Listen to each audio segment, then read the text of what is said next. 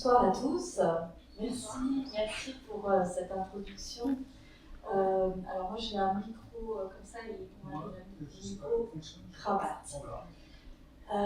Merci vraiment à Monsieur le maire de nous accueillir et puis aussi à Laure Cotin qui est maire adjointe pour cette soirée qui est osée effectivement puisque je crois que j'ai entendu tout à l'heure qu'il y avait peu de mairies qui traitaient du couple et de la sexualité.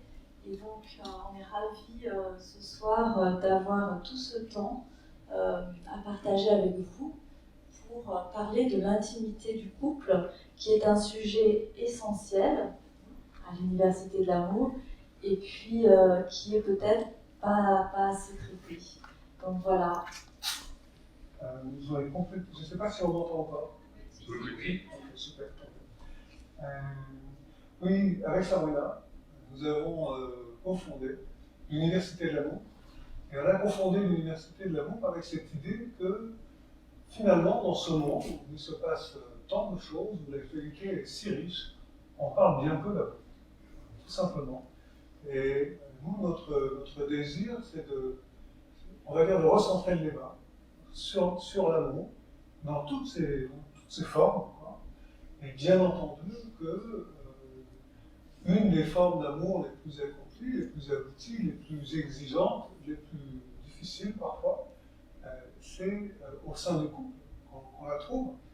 Et au sein du couple, elle s'accompagne de la sexualité, et en général, de manière générale. Et donc, c'est important pour nous de pouvoir parler de ces trois sujets, l'amour, le couple, la sexualité.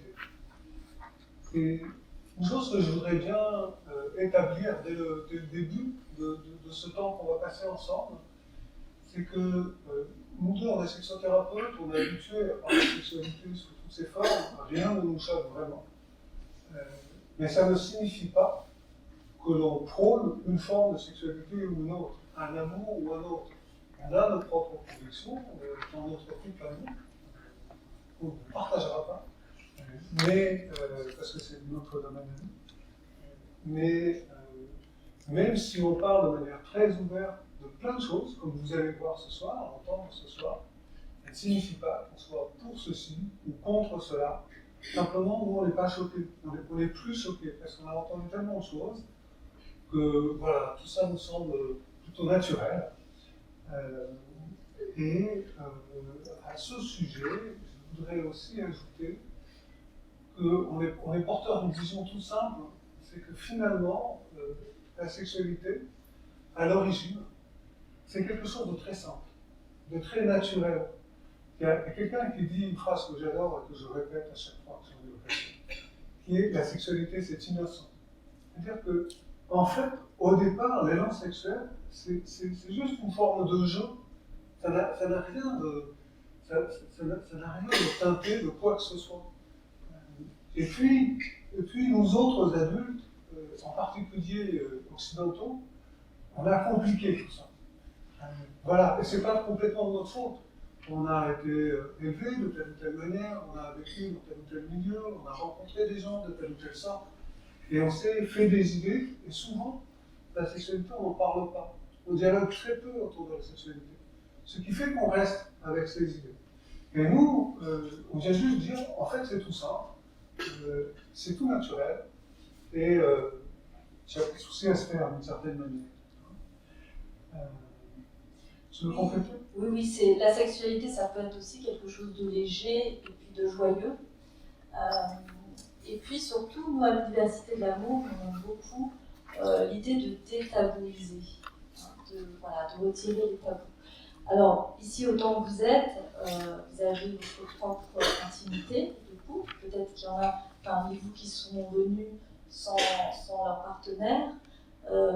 Chaque couple a son histoire, chaque couple a son intimité. Celle-ci évolue, évidemment, dans le temps, puisque dans un couple, chacun évolue, on n'est pas le même à 20 ans qu'à 50 ans. Et donc, forcément, dans cette durée, dans cette histoire, eh bien, il y a des choses qui vont être amenées à être revisitées, forcément. Et parfois, dans un couple, il y en a un qui a envie de changement. Et puis peut-être que l'autre n'a pas trop envie de ce changement-là. Donc ça pose question. Et c'est là que ça peut être intéressant, justement, de pouvoir en discuter. Et puis là, c'est déjà très bien que vous soyez là, c'est merveilleux, parce que, en fait, c'est comme ça que devraient peut-être faire tous les couples. À un moment donné, faire des piqûres de rappel pour voir un petit peu où en est leur intimité. Et donc, nous, voilà, pour nous, c'est pas évident parce qu'il y a des couples qui sont peut-être récents ici, d'autres qui sont, vous êtes peut-être certains à être ensemble depuis des années, des décennies peut-être. Aussi, il y a un point important dans cette introduction, on a bien posé le cadre dès le départ, c'est que, en fait, eh bien,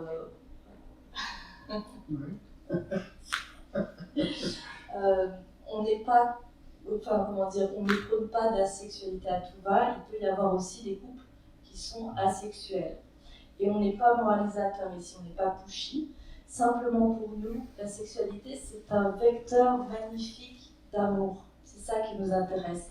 Guillaume et moi, on aime accompagner les couples qui s'aiment, parfois qui n'ont pas les outils pour continuer de s'épanouir, mais qui ont cette volonté. Donc la connaissance, pour nous, c'est très important, parce que c'est la connaissance qui permet la compréhension. La connaissance, si on prend un entonnoir, c'est un haut d'entonnoir.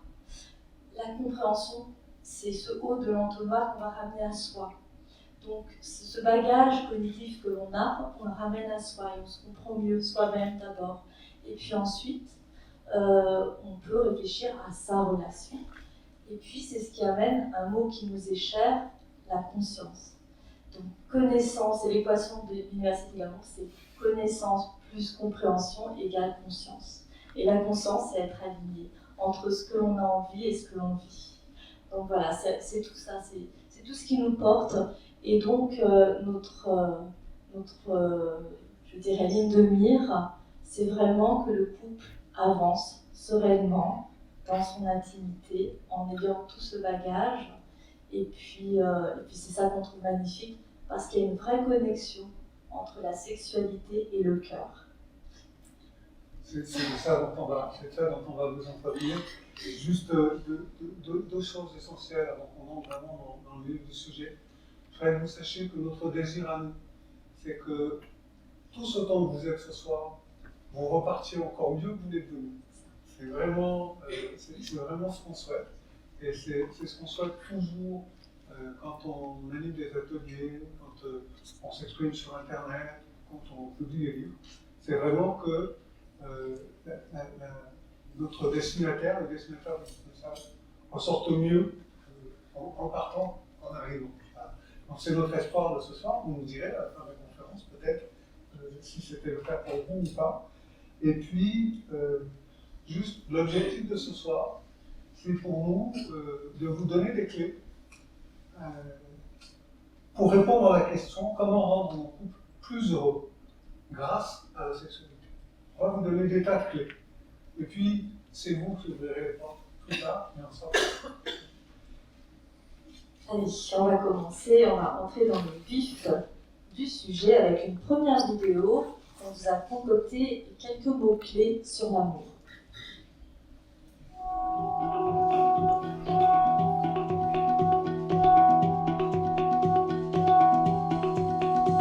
ما اخترت غيركم ولا رضيت سواكم ما اخترت غيركم ولا رضيت سواكم ما اخترت غيركم ولا رضيت سواكم ما اخترت غيركم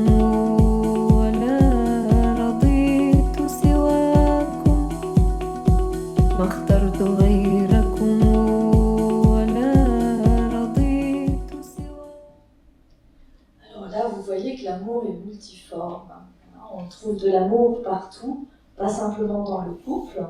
Et puis l'amour, finalement, si on n'est pas là à l'exprimer d'une certaine manière, physiquement, par des gestes ou des paroles, des moments comme ça de complicité, eh bien, il peut être invisible. Il y a des couples qui s'aiment énormément, mais qui ne se montrent pas leur amour. Et donc, là, on va aujourd'hui, ce soir, travailler, enfin pas travailler, mais polariser sur une manière d'exprimer son amour qui est la sexualité. Oui, le couple, c'est d'abord l'amour, auquel on ajoute le partage de l'intimité, et puis beaucoup de connexions. Et dans tout ça, il y a la sexualité. La sexualité, c'est juste une partie de tout ça. C'est vraiment important de garder ça en tête, parce que, par exemple, il m'arrive de recevoir des couples qui sont ensemble depuis très longtemps, et qui s'interrogent, qui viennent me voir en disant, mais c'est bizarre, on s'aime énormément, et on n'a pas beaucoup de sexualité, mais on n'en ressent pas le besoin. Et c'est limite, ils ne me disent pas, c'est normal, docteur, je ne suis pas docteur du tout. Et en fait, oui, parfois, l'amour est tellement puissant qu'il n'a plus besoin de s'exprimer. Que juste, il passe, et on sait qu'il est là. Alors, comme la sexualité, c'est un des langages de l'amour, Dieu, parfois, peut exprimer. Il y a d'autres aspects à tout ça qu'on va voir ensemble, mais il faut aussi savoir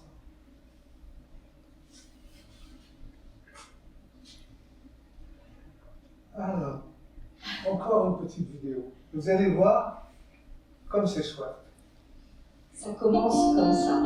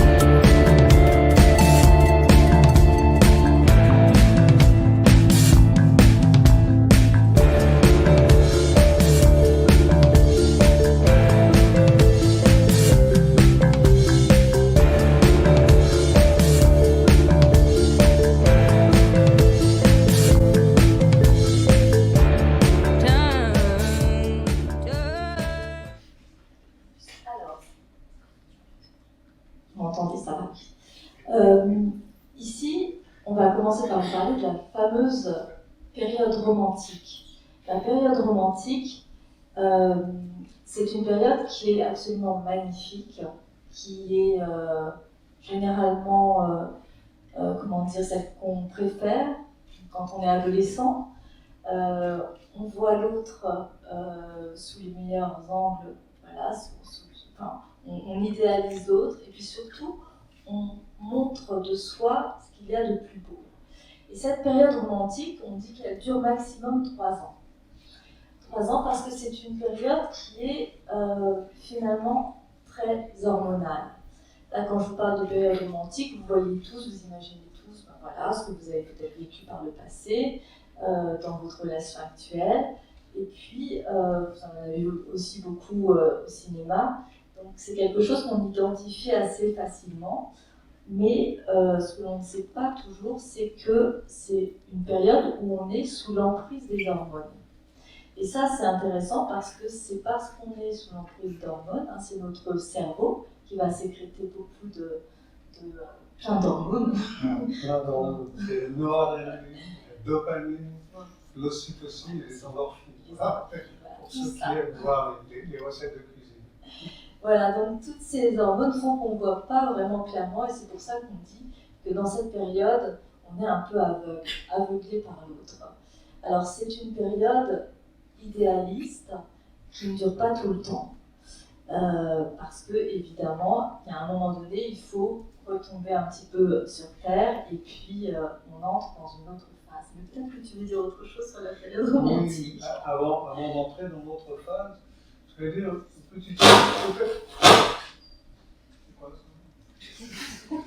Peut-être que vous avez connaissance du fait qu'on a un cerveau reptilien. Est-ce que ça vous dit quelque chose, ça? Dans le cerveau, on a une espèce de serpent là, qui est prêt, qui est là pour nous défendre.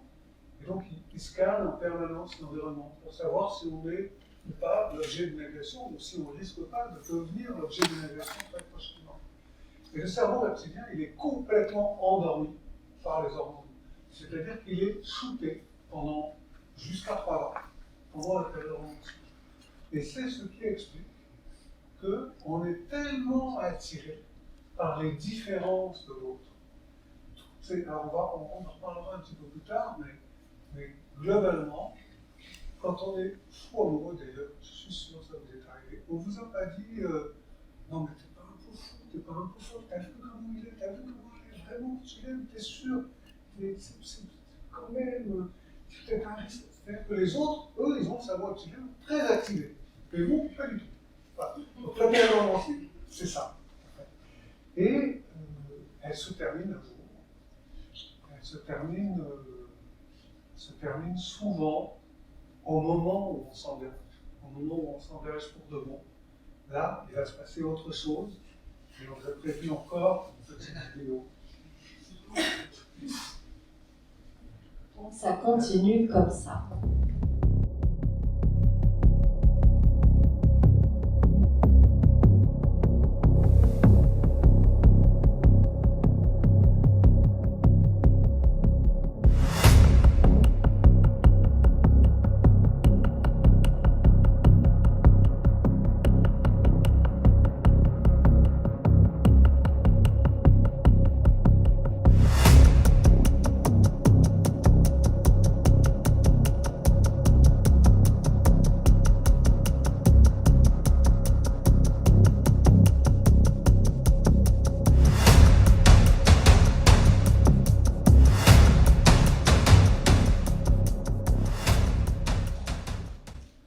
Je ne sais pas si vous avez remarqué, cette vidéo-là, on l'a fait plus courte. On n'avait pas trop envie de s'éterniser.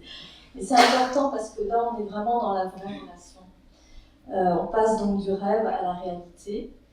Et puis, dans la période romantique, souvenez-vous peut-être, on fait tout le temps l'amour. Il n'y a rien qui est embêtant, rien qui est problématique. Et puis, dans la période de lutte de pouvoir, là, c'est différent. On n'est plus du tout dans cette même énergie. Donc il n'y a plus ce travail hormonal qui a été étudié, reconnu, biologique. Et donc on passe à quelque chose de très différent au niveau de la relation. C'est j'ai raison, tu as tort. Le fameux j'ai raison, tu as tort. Et là, tout est source de conflit. Je ne sais pas pourquoi tu me regardes comme ça. Mais oui. En fait, la lutte de pouvoir, elle est facile à repérer. Alors, je vous invite d'ailleurs à faire l'exercice de la repérer chez les autres. Vous allez voir, c'est beaucoup plus facile chez les autres que chez soi. La lutte de pouvoir, c'est cette idée de j'ai raison. Mais quand on dit j'ai raison, en fait, ce qu'on exprime à l'autre, c'est tu as tort. Et ça veut dire qu'on passe son temps, pour quelque raison que ce soit, quelque motif que ce soit, à invalider son conjoint. Parfois, c'est vraiment très fort. Et je voudrais vous raconter cette petite histoire très rapide, qui est totalement véridique. J'ai une amie, dont la maman, une amie de mon âge, dont la maman a épousé un monsieur qui s'appelle Monsieur Raison. Et qu'est-ce qu'elle faisait pendant l'enfance de mon amie? Elle le prenait comme ça, elle disait « Moi, de toute façon, j'ai raison ». C'est-à-dire que, c'est parfaitement vrai, c'est-à-dire que ça va tellement loin, c'est puissant qu'on a besoin d'avoir raison. Et ce qui se passe, c'est qu'on a notre cerveau reptilien qui fonctionne à plein régime. Et que toutes les différences qu'on avait vues chez l'autre et qu'on avait trouvées si charmantes, si adorables, etc., elles deviennent source de distance. Alors, évidemment, la lutte de pouvoir, c'est agréable pour personne. Ça a un côté un peu rassurant. Parce que, en fait, il faut bien vous le dire, la lutte de pouvoir, c'est la relation de couple normale. C'est-à-dire que c'est ce qu'on a observé chez nos parents.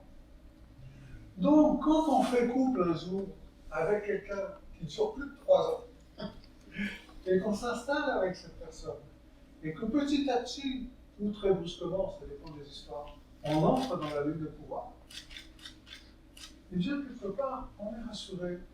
On dit, tiens, c'est comme papa et maman, ça va être un vrai coup, ça. Ça va être le bon coup. La preuve, finalement, c'est qu'on s'entend mal, en gros. Alors, j'ai caricaturé un peu, vous m'excusez, et puis surtout, ne me prenez pas pour vous. Mais tout de même, il faut savoir que c'est très présent, la lutte de pouvoir. Oui, on dit qu'il y a à peu près 98% des couples. 100% des couples connaissent la lutte de pouvoir, mais 10% arrivent à en sortir. Peut-être un peu plus, et puis vous, ce soir, vous allez en sortir. Oui. Ça va faire plusieurs en plus. Ça fait beaucoup de couples qui restent dans la lutte de pouvoir, et c'est vrai que c'est vraiment une période où on défend ce qu'on nous a appris. C'est une période où il y a le petit enfant intérieur qui parle beaucoup de tout ce qu'on lui a inculqué dans son éducation. Et donc chacun défend son bout de gras. Chacun défend ses croyances. Chacun défend sa vie. Vous savez, c'est l'histoire de...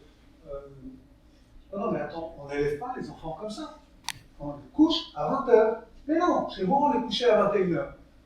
Oui, mais de toute façon, ta mère, hein, voilà. C'est ce genre de choses. Parfois, ça se passe tout en douceur. Parfois, ça se passe avec des essais contre les nœuds.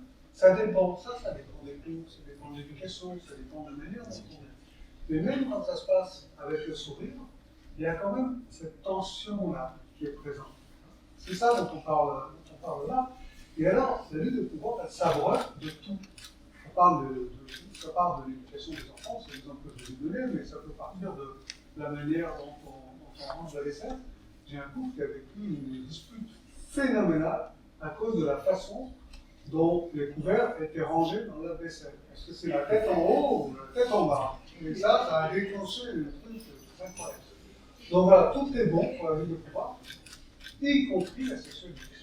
Et la sexualité aussi peut devenir un élément de lutte de pouvoir.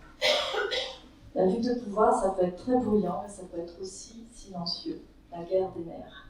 C'est ça. C'est une forme de désir de convertir l'autre. C'est-à-dire, soyons tous les deux, mais comme moi. C'est ça. Alors, du coup, maintenant, on va parler du couple conscient, qui est la troisième étape, où là, en fait, on va dépasser la lutte de pouvoir, on va retrouver un petit peu de lutte romantique, oh là là, mon Dieu, de période romantique dans le couple conscient. Donc ça, c'est la troisième période.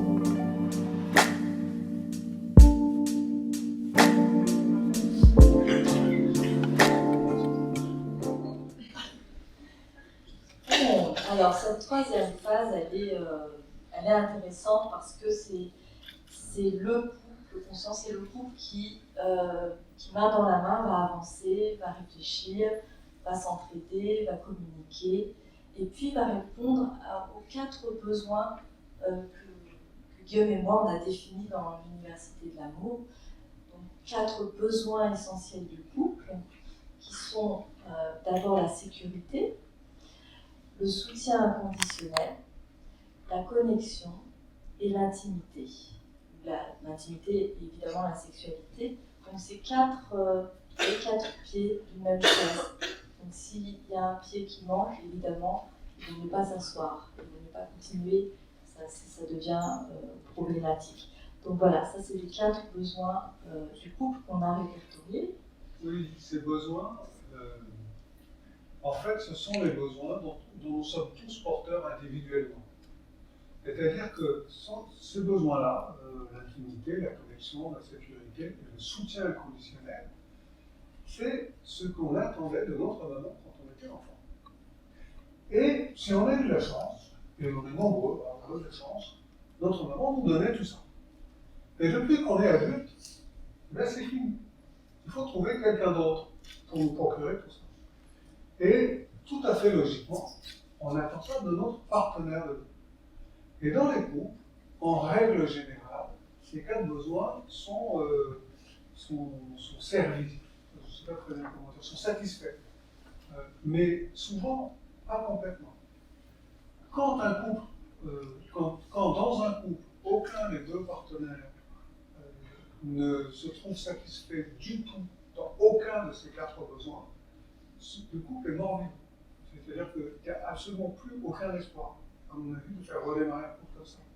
Mais heureusement, c'est très très rare. En général, il y a toujours un petit peu quelque chose. Oui, le soutien inconditionnel, vous savez, c'est la mauvaise foi qu'on attend de l'autre pour nous dire qu'on a bien fait, même quand, objectivement, on s'est vraiment trompé. Voilà. Il n'y a qu'une seule personne qui peut nous donner ça sur Terre, et c'est notre partenaire. Voilà. Et l'intimité, c'est le désir de partager son intimité. En règle générale, dans un couple, il y en a un qui désire plus partager son intimité que l'autre, mais ça s'équilibre avec le temps, ça fonctionne. Oui, il y a intimité, sexualité et sensualité aussi. Hein, dans l'intimité. Dans le couple conscient, nous ce qu'on va faire ce soir avec vous, c'est qu'on va essayer de vous présenter des mécanismes sur lesquels les couples conscients peuvent s'appuyer pour améliorer leur conscience, d'une certaine façon.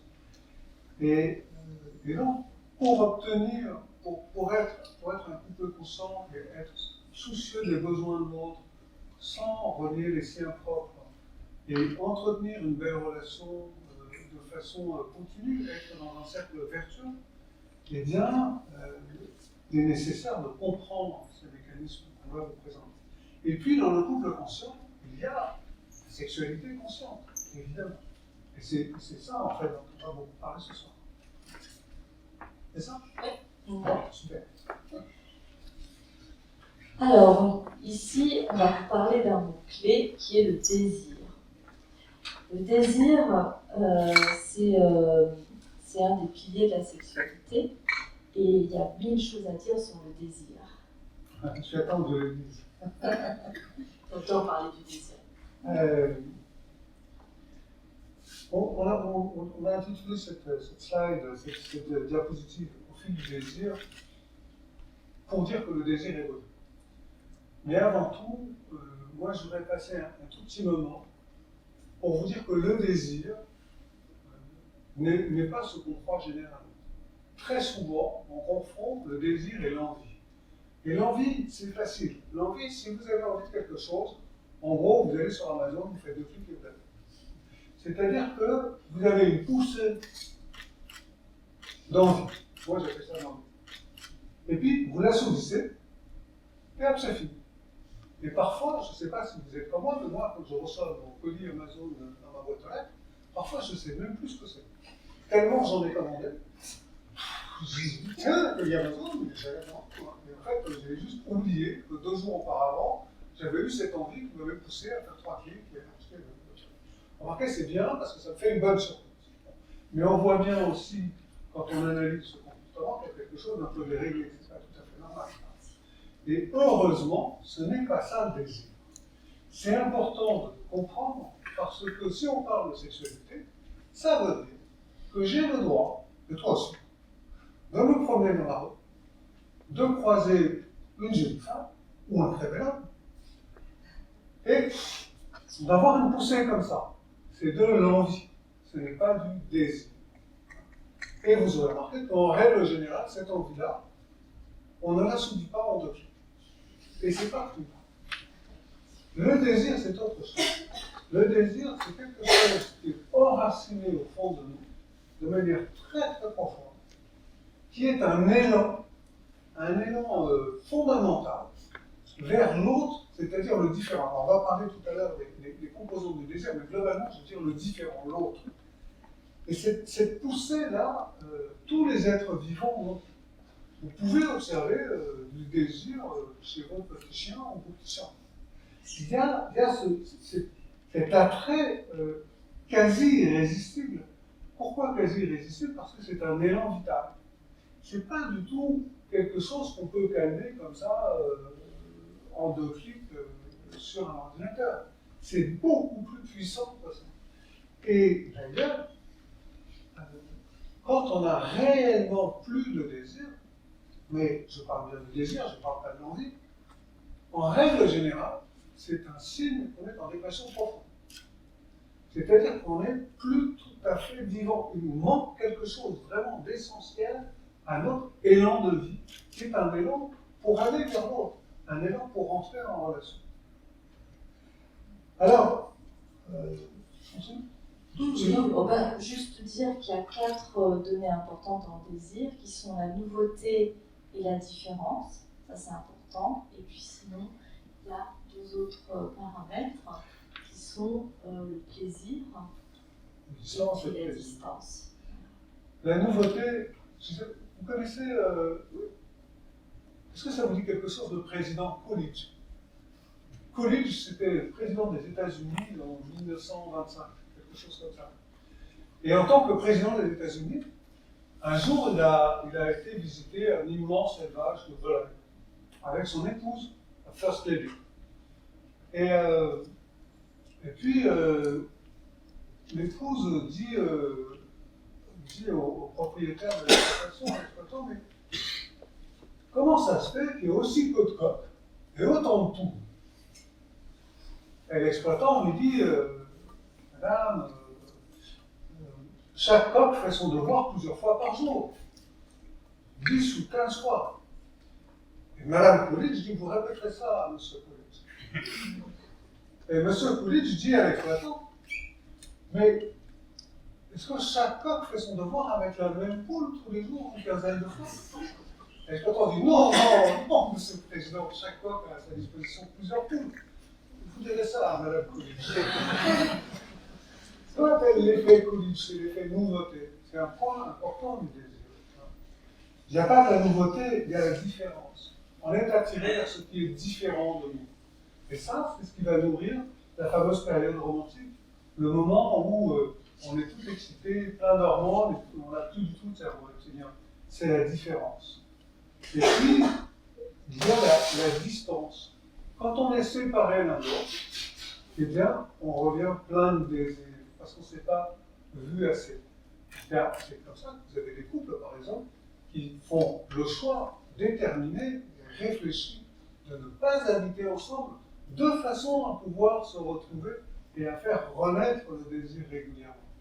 Et puis, la quatrième chose, c'est le plaisir. Alors, dans ces 4 éléments, il y en a 2 sur lesquels on ne peut pas jouer. Parce que la nouveauté, oui, elle s'émousse avec le temps, bien sûr. C'est l'histoire de notre chef Coolidge. Ça en dit long d'ailleurs sur leur relation, cette histoire. Et puis, la différence, elle s'atténue elle aussi. On s'habitue aux différences de l'autre. Et petit à petit, elles ne deviennent plus différentes que ça.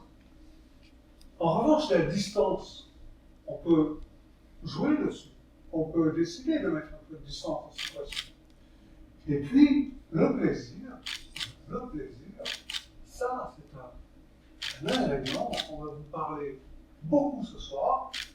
Le plaisir, on peut le faire renaître, on peut le développer, on peut en faire quelque chose de magnifique qui fait qu'on va conserver son désir au sein de son couple. Même si depuis un certain temps, on trouve que c'est un peu plan-plan tout ça, ça peut changer. C'est là-dessus qu'on peut jouer. Donc rien n'est perdu. Rien n'est perdu.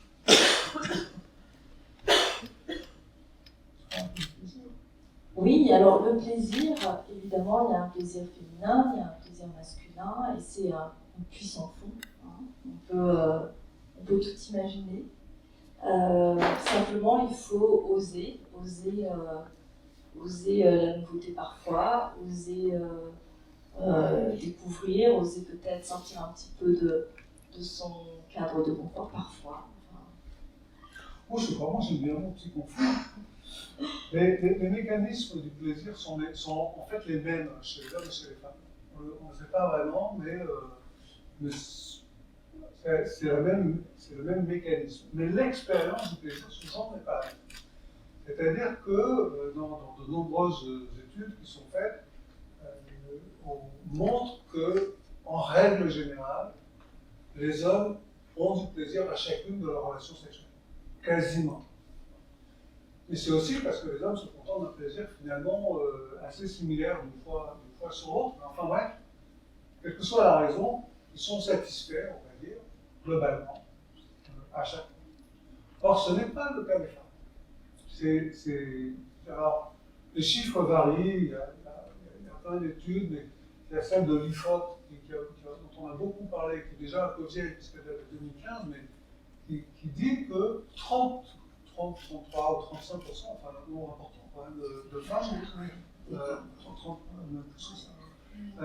n'ont pas eu de plaisir lors des 3 derniers mois, lors des relations sexuelles qu'elles ont eues les 3 derniers mois avec leur compagnon légitime, avec leur compagnon, celui avec lequel elles sont en couple. Alors je ne sais pas si vous voyez, mais 30% des femmes, ça fait quand même beaucoup. Et alors, à partir de là, a été fondée une notion que je n'ai pas beaucoup, moi, mais qui s'appelle l'orgasme gars, c'est-à-dire la différence orgasmique qui durerait de manière quasi ontologique entre les hommes et les femmes. Or, je ne vais pas disserter là-dessus trop longtemps, mais comme les mécanismes du plaisir sont les mêmes, il ne devrait pas y avoir d'orgasme gars. Il n'y a absolument aucune raison, en fait, qu'il y ait cette différence. En revanche, c'est certain que si je suis amené à répéter quelque chose dans le temps qui ne me procure pas de plaisir, je ne vais pas avoir très envie de recommencer. C'est ça, donc quand on dit que les femmes n'ont pas beaucoup de plaisir en faisant l'amour, de désir, pardon, c'est peut-être parce que la sexualité n'est pas satisfaisante. Quand on a une mauvaise expérience, on n'a pas forcément envie de la recommencer ou de la revivre. Quand l'expérience est moyenne, c'est pareil. Donc en fait, une des raisons du manque de désir, c'est peut-être tout simplement le manque de plaisir. Oui, et il suffit de pas grand-chose. Quand on parle comme ça, on pourrait donner l'impression peut-être d'être un peu brutaux en disant voilà, les femmes n'ont pas de plaisir, etc. C'est pas exactement non plus ce qu'on peut dire, mais en tous les cas, moi dans mon cabinet, ça m'arrive quand même fréquemment de recevoir des couples dont la femme essaye de faire comprendre à l'homme de plein de manières différentes et sans y parvenir parce qu'on ne dialogue pas assez sexualité dans les couples en général, que ça serait bien si on commençait à faire autrement. Et là, souvent, on ne comprend pas. Il dit, mais moi, je fais c'est pour ma femme, je l'aime, elle me plaît, j'adore quand elle est toute nue, elle s'anime et tout ça. Et c'est chouette qu'il soit comme ça. C'est la femme, elle regarde ça et elle ne fait plus grand-chose. Et là, il y a un problème. Et ce problème, il n'est pas seulement dans la sexualité. On va vous parler des mécanismes de l'orgasme et du plaisir. On va passer du temps là-dessus. Il est aussi dans le dialogue et dans l'écoute. Finalement, plein de choses pourraient se résoudre simplement en s'écoutant vraiment. On en parlera aussi en fin de présentation. Et puis en étant bien au quotidien aussi, pas juste au moment où on fait l'amour. Ça, c'est très important. Qu'il y ait une douceur et puis une entente toute la journée, par exemple, avant de se retrouver le soir. Ça, c'est important qu'il y ait ce préalable-là. Alors, orgasme et potentiel. Bon, alors Alors là, il y a tout un programme. L'orgasme, on pourrait vous en parler pendant des heures. C'est des sessions à faire.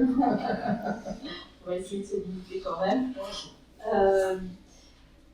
L'orgasme, il peut être en solo. C'est ce qu'on appelle, on peut l'obtenir en solo, c'est ce qu'on appelle l'autosexualité ou la masturbation, donc autant chez la femme que chez l'homme.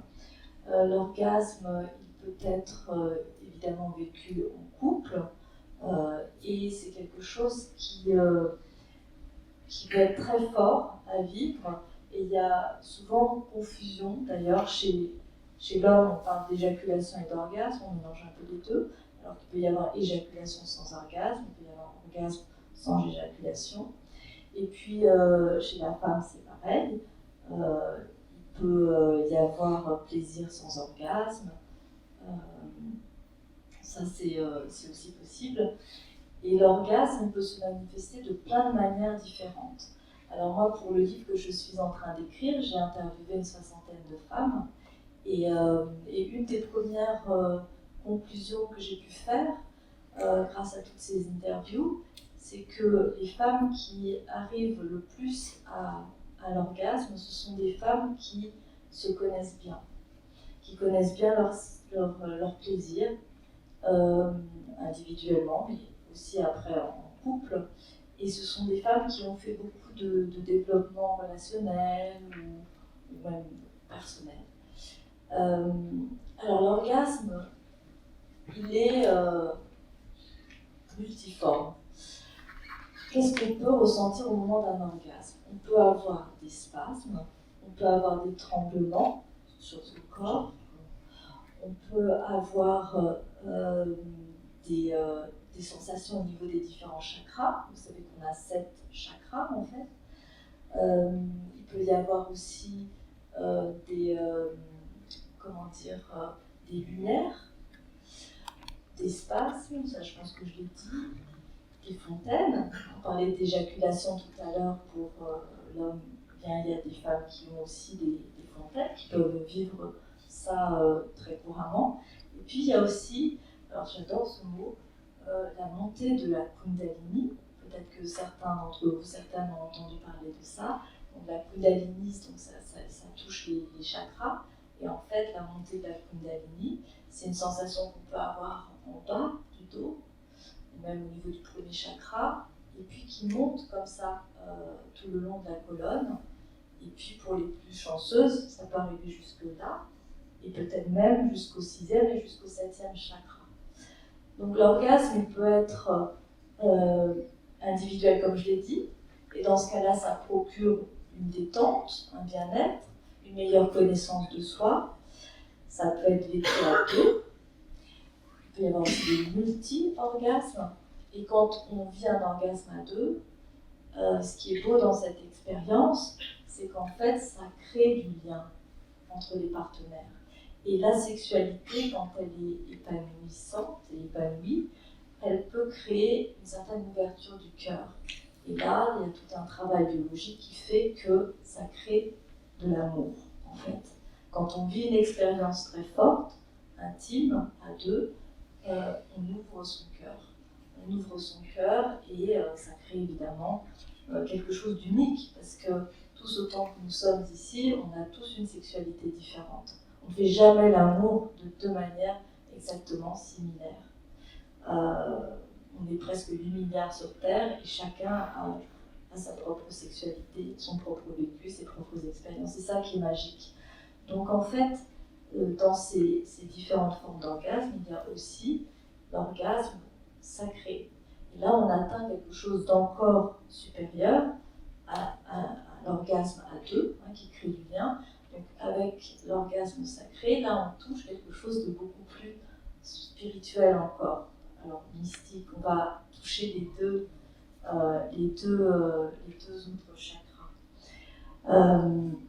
Donc voilà, moi je me suis emballée sur l'orgasme. Oui, on va s'en je ne sais pas pourquoi, parce que c'est pas un sujet tellement. Enfin bon. Oui, on parlait du potentiel orgasmique et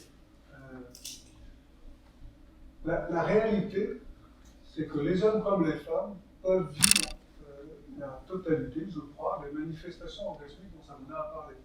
Les luminaires, la Kundalini, le tremblement, tout ça, les hommes comme les femmes peuvent le vivre. Mais la réalité, c'est que les femmes ont plus de facilité à découvrir ces différentes manifestations orgasmiques que les hommes. Il y a plein de raisons pour ça, des raisons biologiques, mais en tous les cas, en sexothérapie, on considère que ce sont les femmes qui ont le potentiel orgasmique le plus élevé. D'ailleurs, est-ce que vous connaissez l'histoire de Tirésias? Tirésias est en Grèce antique. Tirésias se promène sur un chemin et il voit deux serpents enlacés qui sont en train de faire des choses que lui ne trouve pas propres. Donc il prend son bâton, il les sépare. Et hop, instantanément, le voilà changé en femme. Alors il trouve ça bizarre, mais il n'a pas le choix. Et donc il continue sa vie. Et dans sa vie, bien sûr, il y a de la sexualité. Et puis 7 ans plus tard, 7 ans quand même, 7 ans transformés en femme. 7 ans plus tard, Tirésias rencontre d'autres serpents qui à nouveau font des choses. Et à nouveau, il fait ce qu'il avait fait autrefois. Il prend un bâton, il les sépare. Et là, hop, le voilà changé en homme. Alors évidemment, il éprouve une certaine gratitude d'avoir retrouvé son genre d'origine, son sexe d'origine. Mais en même temps, il a aussi un certain regret. Et il se trouve que Zeus et Héra étaient justement en train de se disputer là-haut dans l'Olympe sur la question de savoir qui, entre les femmes et les hommes, avait le plus de plaisir sexuel. Et Héra, écoutez ça c'est très intéressant. Héra tentait de convaincre Zeus que c'était les hommes. Là, je pense que ça va parler à toutes les femmes. Héra tentait de convaincre Zeus que les hommes avaient plus de plaisir sexuel. Alors Zeus, qui continue d'être mécontent, convoque les juges, les sages, lesquels sages ne savent pas trop quoi répondre. Et puis, Zeus, qui sait tout, connaît l'histoire de Tirésias. Donc il convoque Tirésias. Et Tirésias, devant Zeus, dit la vérité. Il dit, Zeus, moi qui ai été homme et femme, je peux te le dire, les femmes éprouvent 10 fois plus de plaisir que les hommes. Et Zeus est content. C'était justement ce qu'il disait à Héra. Mais Héra est furieuse. Et comme elle est furieuse, elle rend Tirésias aveugle pour le restant de ses jours. Et Zeus, pour compenser la perte de la vue de Tirésias, lui donne le don de double vue, de clairvoyance. Ça va être un oracle aveugle. C'est pratique. Et puis il est renvoyé sur terre. Eh bien oui, les femmes ont la possibilité de vivre 10 fois plus de plaisir que les hommes. Alors comment ça se fait que ce soit les hommes qui éprouvent à 100% ou quasiment du plaisir dans leur relation sexuelle et qu'il y ait 30% des femmes au moins qui n'en éprouvent pas? Là, il y a un paradoxe, et c'est sur ce paradoxe qu'on va travailler. Mais avant ça, vous avez tous plus de 18 ans. Avant ça, on va vous présenter une petite vidéo d'1 minute, un peu moins d'1 minute, parce qu'on a coupé. 1 minute d'orgasme. On s'est dit que des images valaient mieux que plein de paroles. Alors profitez-en, ça ne dure qu'1 minute. Et Guillaume, il s'est bien fait plaisir.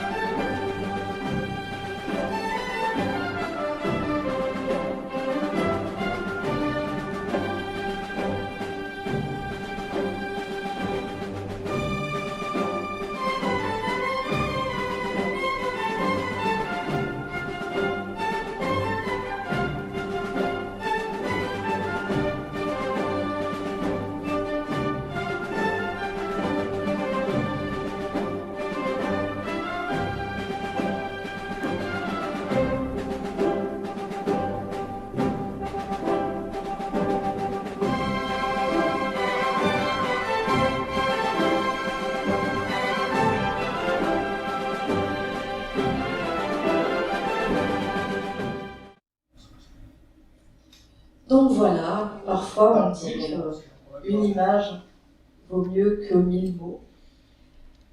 Donc on vous a passé... C'est difficile pour nous de parler d'orgasme sans vous en montrer un peu. Voilà, un petit peu. On a préféré vous montrer de vrais orgasmes que quand Harry rencontre Sally, vous savez, cette scène où elle simule un orgasme, on s'est dit que non, là on allait vous en montrer de vrais. On voit bien la différence. Alors, là, on va passer pas mal de temps sur quels sont les éléments qui permettent de parvenir à l'orgasme et en fait, comment ça marche. Donc, on va démonter les mécanismes. La première chose, c'est de vous dire qu'est-ce que c'est finalement l'orgasme. Et l'orgasme, c'est ce qu'on appelle l'orgasme, c'est physiologiquement une série de 5 à 15, pour les plus chanceuses d'entre nous, contractions musculaires qui sont localisées à différents emplacements du plancher pelvien. En fait. Donc, alors ça dépend un peu pour les femmes, c'est pas exactement au même endroit, mais ce sont des contractions très rapprochées qui durent chacune moins d'une seconde, 0,8 secondes. C'est ça l'orgasme. C'est très peu de choses, 15 fois 0,8 secondes. Et ça déclenche un plaisir incroyable. Et, comme le disait Sabrina tout à l'heure, je souhaite que vous vous souveniez bien de ça, l'orgasme, ce n'est pas l'éjaculation. C'est important parce que les femmes, en règle générale, dans l'expérience courante, ont des orgasmes sans éjaculation. Et les hommes ont des éjaculations dont ils disent eux-mêmes « j'ai eu un orgasme ». Mais c'est faux. L'orgasme est venu avant l'éjaculation et il arrive que les hommes vivent des éjaculations sans orgasme. En général, ils ne le disent pas à leur compagne. Mais c'est en fait assez fréquent. Ils ont à chaque fois une éjaculation, mais pas à chaque fois un orgasme. Les femmes n'ont pas à chaque fois un orgasme, elles ont très rarement des éjaculations. Même si c'est tout à fait possible pour les femmes aussi. Et puis en dehors des contractions, il y a le rôle des hormones. Alors les hormones, il y en a plein, il y a l'ocytocine notamment, qui est l'hormone de l'amour.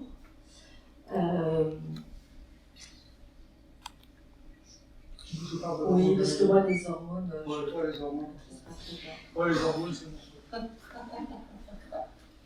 Il y a quatre hormones principales qui sont émises au moment de l'orgasme. La dopamine, C'est la dopamine, sérotonine, une hormone de l'excitation, de l'excitabilité et de la récompense. sérotonine. La sérotonine, c'est l'hormone de la jeunesse. C'est celle qui va nous rendre plus beaux, qui va nous faire avoir la peau plus douce, qui va relâcher énormément de tension. Il y a les endorphines. Les endorphines, c'est de la morphine. La morphine, c'est de la drogue. Donc on peut dire que l'orgasme nous shoot, parce que c'est exactement ce qui se passe. Et c'est pour ça que quand on en a un, en général, on a envie d'en avoir un autre. Peut-être pas tout de suite, mais assez rapidement. Parce que l'endorphine, comme c'est une morphine, à un moment donné, quand même, elle disparaît. Et quand elle disparaît, on ressent du manque. Donc on a envie de recommencer. La nature est bien faite. Et puis l'ocytocine, c'est l'hormone de l'amour. L'ocytocine, elle est produite au moment de l'orgasme. Elle est produite au moment de l'allaitement. Et elle est produite au moment de l'accouchement. On vous en reparlera un peu plus tard de ça. Et l'ocytocine, c'est vraiment l'hormone de l'amour de tous les amours. Et en fonction du moment où elle est produite, elle ne vient pas accompagner des autres mêmes hormones. Ocytocine plus endorphine, ça fait j'ai de l'amour, et si tu t'en vas, tu me manques. Voilà. Ça, c'est la puissance des hormones. L'autre chose à savoir, c'est que l'ocytocine est une hormone qui a une hormone antagoniste. L'hormone antagoniste, c'est l'adrénaline. L'adrénaline, c'est l'hormone du stress. Oui, du stress. C'est pour ça que quand on est stressé, généralement, c'est pas le meilleur contexte pour avoir une relation sexuelle épanouie. Oui, et ça veut dire une chose toute simple. C'est que quand dans un couple, il y a des tensions récurrentes, que l'atmosphère à la maison n'est pas bonne, on peut toujours essayer de résoudre ça en son amour. Mais ça ne va pas permettre un relâchement complet, parce qu'on a le cerveau reptilien qui est aux aguets, on a de l'adrénaline, au moins un des deux partenaires. Et en présence d'adrénaline, l'ocytocine ne peut pas être produite. Donc même si on fait l'amour, c'est-à-dire qu'on accomplit les actes sexuels habituels, il ne va pas se produire de relâchement d'ocytocine. Et là, on arrive dans une sexualité pas complètement satisfaisante, et typiquement celle qu'on n'a pas forcément envie de refaire. Alors que quand tout va bien, donc on fait l'amour, et là, on a de l'ocytocine en plus, donc on se rend encore plus d'amour, donc on a envie de recommencer à faire l'amour, et ainsi de suite. Et là, on est dans un cercle vertueux. Toute la difficulté, c'est de passer d'un cercle à l'autre. Et puis, oui, on dit aussi une chose, c'est que ces trois moments dont je vous ai parlé, qui sont les trois moments de production de l'ocytocine, ce sont des moments où on perd le contact avec le lieu où on se trouve, l'espace et le temps.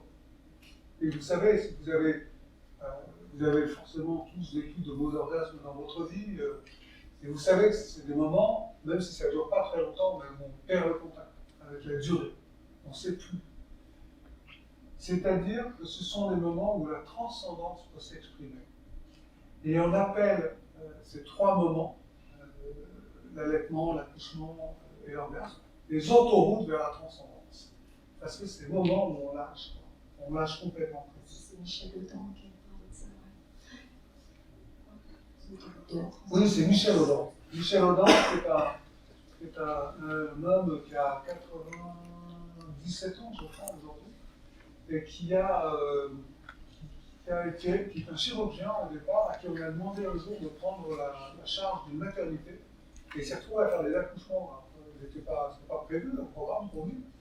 Et il s'est aperçu, parce qu'il a une humanité profonde, cet homme, que les femmes n'aimaient pas tellement être accouchées avec plein de lumière sur elles, des portes qui claquent, etc., etc. Donc il a recréé dans sa clinique des conditions d'accouchement beaucoup plus favorables, en prenant en considération le désir d'intimité de la femme à ce moment-là. Il a fait un travail de précurseur extraordinaire. Il a écrit de nombreux livres, dont un qui s'appelle Les autoroutes vers la transcendance. Alors, il y a des déclencheurs. Oui, alors les déclencheurs, ils sont nombreux. On peut dire que tout le corps est érogène, finalement. La peau, la poitrine,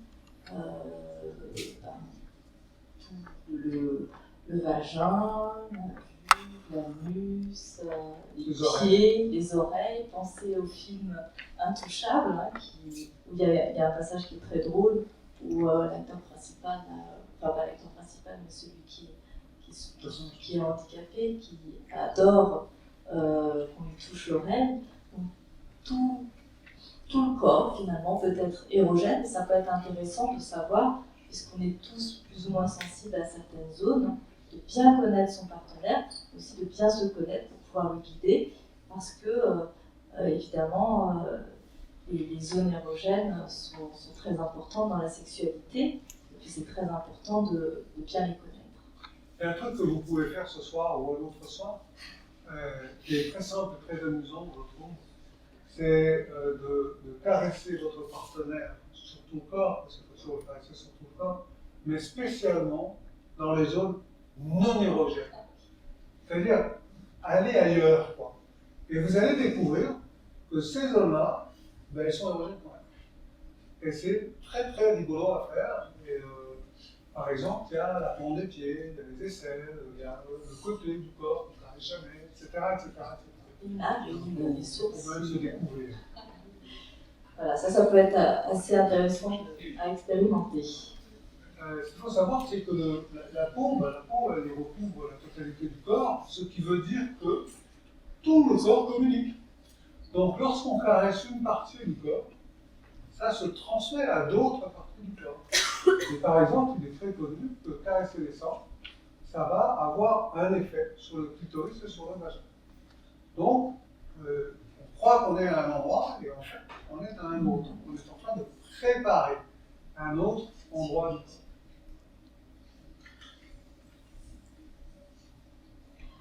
vous a préparé. Dont je voulais vous parler. Tu reviens en arrière. Ah oui. Sans. Alors, le SLA. Voilà, Ça fait partie des sujets dont ça va parler. Le SLA. En fait, à l'intérieur de nous tous, il y a un système nerveux qu'on appelle autonome. Il y a plusieurs systèmes nerveux, mais dans les systèmes nerveux, il y a le système nerveux autonome. Le système nerveux autonome, je suis désolé, je suis un peu de physiologie, mais vous allez comprendre très vite pourquoi. Le système nerveux autonome, il est là pour activer et désactiver les muscles qui ne sont pas pilotables par la volonté. C'est-à-dire, si je veux plier mon bras, c'est moi qui décide de plier mon bras. Donc ça, c'est pas le système nerveux autonome. Mais si mon cœur bat, c'est pas moi qui décide de le faire battre. Et il faut dire qu'il y a quelqu'un qui s'en occupe. Sinon, je suis mort. Donc, il y a quelque chose, justement, encore, c'est le système nerveux autonome. Alors, vous savez, c'est remarquable diapo très moche, où on peut voir. Alors, on a un seul cerveau, hein, je vous rassure, mais on peut voir que, en fait, du cerveau descendent des paires de nerfs. Et pour chaque muscle, on a 2 paires de nerfs qui viennent toucher ce muscle. L'une de ces paires active le muscle, l'autre désactive. Et évidemment, quand on active, on ne peut pas désactiver en même temps, pas simultanément. Je vous parle de ça pourquoi? Je ne vais pas vous faire tous les muscles là. Moi, je m'intéresse à ce qui est tout en haut. Et ce qui est tout en bas, c'est les muscles de la sexualité. Et ce qu'il faut bien comprendre, c'est que les muscles qui gouvernent l'érection, qu'on appelle aussi le désir, par exemple, l'érection, sont pilotés par la branche du système nerveux qui gère le frein et non pas l'accélérateur. C'est-à-dire que l'érection, elle dépend, l'érection clitoridienne aussi, hein, c'est la même. L'érection dépend du repos. C'est-à-dire qu'on fait toujours mieux l'amour quand on est reposé avant. Et d'ailleurs, je suis sûr que vous avez plus de bons souvenirs de sexualité pendant les vacances qu'après le travail. C'est ça dont il s'agit. Et cet élément-là, il est très important pour avoir du plaisir. Parce que c'est aussi la clé, chers amis, pour retarder l'éjaculation. Parce que lorsqu'on fait l'amour, qu'est-ce qui se passe? Alors là, je parle que aux hommes. Qu'est-ce qui se passe au moment avant l'éjaculation? On se raidit. On a le ventre qui se tend. On a parfois les jambes qui se tendent comme ça. Comment peut-on retarder l'éjaculation? On peut plier les jambes. On peut respirer dans son ventre. Je ne saurais pas dire respirer dans son ventre pour le relâcher. On peut se gouverner pour relâcher son corps. Et à chaque fois qu'on relâche son corps, on gagne du temps et on prolonge le temps d'érection en retardant le temps d'éjaculation. Parce que l'orgasme, les contractions orgasmiques qui viennent juste avant l'éjaculation, qui souvent la déclenchent, viennent qu'on puisse en fait bloquer avant, est pilotée par la branche des nerfs qui accélère. C'est de l'accélération de l'orgasme. Et le non-orgasme, c'est du ralentissement. Donc, première leçon, finalement, en matière de sexualité, c'est, d'une manière générale, mieux vaut être reposé et détendu avant de faire l'amour. C'est ce que vous rappelle aussi l'histoire de l'hormone antagoniste, l'adrénaline et l'ocytocine, c'est pareil, c'est le même message. Et d'autre part, pendant qu'on fait l'amour, eh bien, c'est important de se relâcher pour prolonger le plaisir. La respiration est évidemment essentielle à ce moment-là. Ouais, il y a tout à Ouais. On va passer à la diapo suivante. Alors là, c'est technique, mais c'est fabuleux. J'aime beaucoup cette diapositive parce qu'en fait, on voit que entre le clitoris et le pénis, il n'y a pas que le suffixe en commun, is. Il y a plein de choses communes. Il y a d'abord un gland qui est commun. Il y a les bulbes aussi. il y a ce qu'on appelle les piliers, les jambes, et puis vous voyez qu'il y a vraiment une similarité. Et puis le clitoris, il faut savoir une chose, c'est que pour qu'il entre en érection, en fait, il lui faut à peu près une vingtaine de minutes. C'est-à-dire que s'il y a une pénétration qui est trop rapide, eh bien, le vagin ne va pas être ouvert. En d'autres termes, c'est l'érection du clitoris, grâce à toutes les caresses qu'il peut y avoir avant, partout dans le corps, même sur le clitoris, qui va permettre la lubrification des parois vaginales. C'est pour ça qu'en fait, on dit qu'il n'y a pas vraiment de plaisir vaginal, puisqu'en fait, même quand on a du plaisir vaginal, ce serait dû au plaisir du clitoris. Parce que le vagin, lui, est une zone qui est beaucoup moins énervée que le clitoris. On en parlera tout à l'heure de ça, d'accord. Donc voilà, là déjà vous voyez, il y a une similitude entre les deux. Et puis c'est vrai que le clitoris, on a l'impression que c'est tout petit parce qu'on pense souvent au gland, donc à la partie visible de l'iceberg, si je puis dire, le capuchon, le gland, mais en fait, le clitoris est bien plus grand que ça. Il est presque aussi grand finalement qu'un pénis. Alors on vous a amené des clitoris, des grandeurs nature. Je vais vous montrer une chose, je vais pouvoir vous faire passer tout ça. C'est que là, c'est ce que vous voyez en jaune, c'est ce qu'il est couramment convenu d'appeler le clitoris. Mais ce n'est pas le clitoris, c'est le gland du clitoris qui est masqué par le capuchon dessus, et puis ensuite on a cette reproduction pas très heureuse, je trouve, pas très glamour, mais enfin d'une vulve. Voilà, vous voyez qu'il y a vraiment Il y a tout ça. une correspondance ici entre les bulbes et puis les lèvres de la vulve, en fait. Quand on encastre ça, voilà, on voit, je ne sais pas si vous vous rendez compte, mais il y a vraiment quelque chose qui s'encastre. Attention. On en aurait bien amené plus, mais on en a pas plus. Alors, il y a un des clitoris orange qui est au repos et l'autre qui est en érection. Donc on vous les fait passer, mais vous me ramenez mieux que mon clitoris, pas mes clitoris. Comme me disent mes patientes quand je leur présente ça à la fin de la séance, elles me disent « Je vous rends votre clitoris, monsieur ». Voilà. Sur le clitoris, on voit là beaucoup mieux, je trouve, que les bulbes enserrent l'entrée du vagin. C'est important parce que la sensibilité, elle est dans les bulbes du clitoris. C'est pour ça que l'entrée du vagin est si sensible. On parlera du vagin un peu après.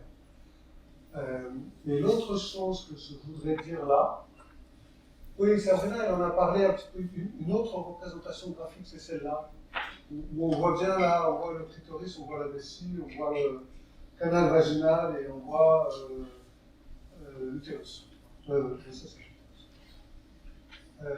Je voudrais vous parler de ce qu'on appelle l'érection clitoridienne.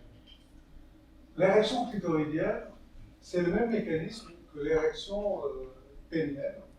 C'est le clitoris qui se gonfle de sang, et puis le bulbe qui prennent plus de place. Et en même temps qu'ils sont remplis comme ça de sang, ils vont s'écarter.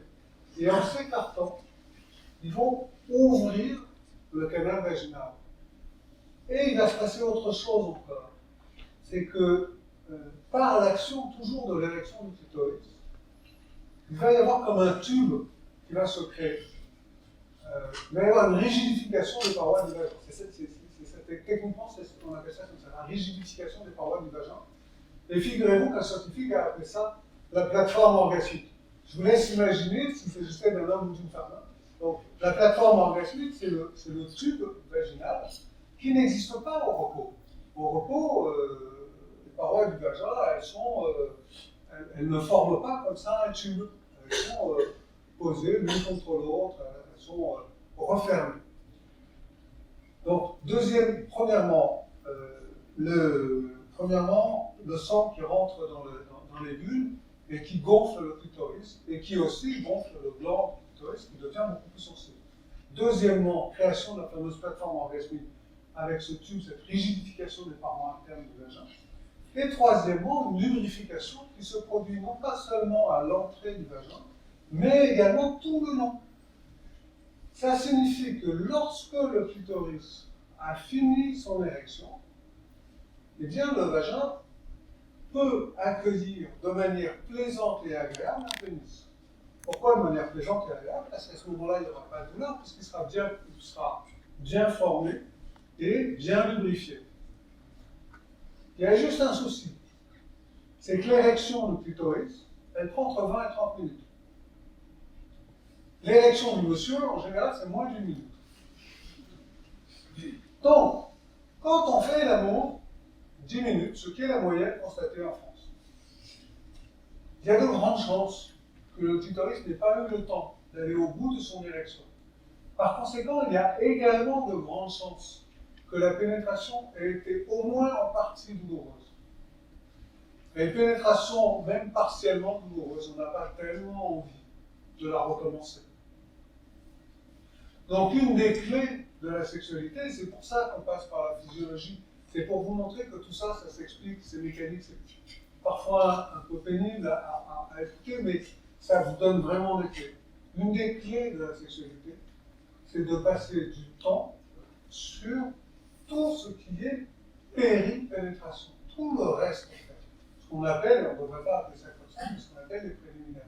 Et 3 minutes de préliminaires pour 5 minutes de pénétration, ça ne fait pas une sexualité heureuse et détendue et plaisante et épanouissante. Il faut y passer plus de temps. Voilà. Peut-être moins souvent, mais plus longtemps. En gros, c'est ça. Plus souvent et plus longtemps. Ah oui, ça c'est possible aussi. Ça, c'est une des clés, effectivement. Prendre le temps, c'est important. Alors, on va passer à la diapo d'après. Ah, on vous a beaucoup parlé du clitoris, on va parler du vagin, c'est normal. Oui, alors là, bon, c'est pas un dessin qui est très beau, mais disons que ce qu'on peut retenir ici, c'est qu'il y a différents points. Vous avez tous entendu parler du point G, du point A, K, C. C, c'est pour col de l'utérus. G, c'est insupportable, ce nom, c'est... La sexualité féminine a été découverte par des hommes, bien sûr. Donc le point G, c'est le point Grafenberg. Voilà. Grafenberg, c'est le nom du monsieur qui a découvert le point G. Le point G, ça se trouve, je ne sais pas, on appelle ça des points, mais en fait, il s'agit de zones. Et donc la zone G, c'est une zone qui est à l'entrée du vagin, en général sur la paroi supérieure. Oui, il peut être sur la paroi supérieure le plus souvent, mais parfois on le trouve aussi un petit peu sur le côté ou un peu, il y a 15% des femmes qui ont un peu en bas. Donc ça dépend. Mais effectivement, c'est quand même une zone. On ne va pas vous décrire là tout de suite tous les points. Moi je dis que le point G, c'est le point Guillaume. J'aime bien, c'est mieux que le Oh. Alors, je ne sais pas s'il y a d'autres Guillaume. Ce sont des zones. Une zone un peu granuleuse, à l'entrée du vagin, en haut. Et en fait, c'est une zone qui est très agréable de caresser avec les doigts. On peut aussi caresser cette zone avec le pénis. Mais, alors avec le pénis, c'est terrifiant parce que, en fait, c'est en général le gland qui est en contact avec le projet. Et là, ça réagit dans tous les sens très très fort. En général, ça ne peut pas durer très longtemps. Mais enfin, c'est agréable quand même. Et ça, c'est la zone G. Et une autre zone qui me semble très importante de présenter, c'est le point que vous voyez tout en haut. Vous voyez le point qui s'appelle C.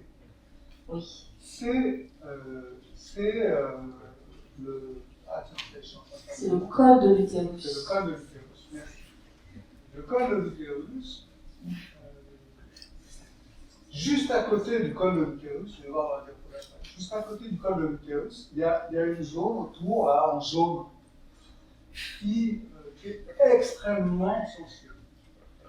Alors, pourquoi on vous parle de ces zones dans le vagin? Pourquoi on fait cette topographie vaginale? C'est parce que, comme le disait Sabrina tout à l'heure, le vagin, il n'est presque pas innervé. Donc, comme il n'est pas innervé, la pénétration vaginale en tant que telle, elle ne procure pas de plaisir à la femme. Peu. Je ne veux pas dire que ce n'est pas plaisant, mais c'est peu de plaisir. Et en particulier, les allers et retours du sexe masculin à l'intérieur du vagin, qui est ce qu'on connaît le plus fréquemment dans la sexualité pénétrative, les allers et retours comme ça, ce glissement, ce frottement déclenche un plaisir chez l'homme, c'est important, mais pas tellement chez la femme. Ce qui déclenche du plaisir chez la femme, c'est lorsque ces zones-là sont identifiées et que le pénis ou les doigts, suivant ce qu'on désire, appuient dessus et restent là. Et ça fait partie des grands secrets aussi de la sexualité. Et la pénétration profonde, quand le pénis va tout au fond et reste au fond en appui sur cette zone juste avant le col de l'utérus, ça peut déclencher des plaisirs mais invraisemblables chez la femme. Mais c'est parce que c'est très sensible. Donc si là, on rentre dedans à toute force et qu'on fait poum poum poum poum poum, c'est le contraire. Le corps féminin se ferme. Il a mal ou il a peur d'avoir mal. Peut-être qu'il n'a même pas vraiment mal, mais il a peur d'avoir mal. Donc là, au contraire, on est dans quelque chose qui n'est pas agréable. C'est important de dire tout ça, je trouve. Enfin, j'espère que vous êtes d'accord avec moi. Peut-être pas, finalement. Parce que c'est le contraire de ce qu'on croit. On a tous tendance, je crois, dans la sexualité pénétrative, à faire des allers-retours. Parce que c'est comme ça qu'on pense qu'il faut s'y prendre. Et en fait, c'est pas forcément totalement désagréable, ni tout le temps désagréable, mais ce qui compte, c'est d'avoir des moments en appui, des moments où on est fermement appuyé sur certaines zones, et où on reste là, ou bien on bouge un peu, mais très peu. Vous voyez, c'est très... Voilà une nouvelle clé que vous donne Guillaume, effectivement. On va passer Voilà. à la diapo d'après. Je trouve que la diapo d'après est moins sexy. Vous avez vu la fusion?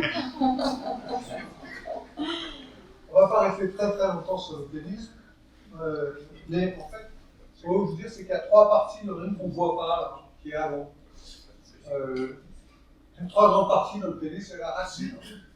Il y a le corps c'est ce qu'on voit ici, et puis il y a le gland au bout, et entre le corps et le gland, il y a la couronne. Voilà, alors c'est facile, ce qui est sensible, c'est le gland.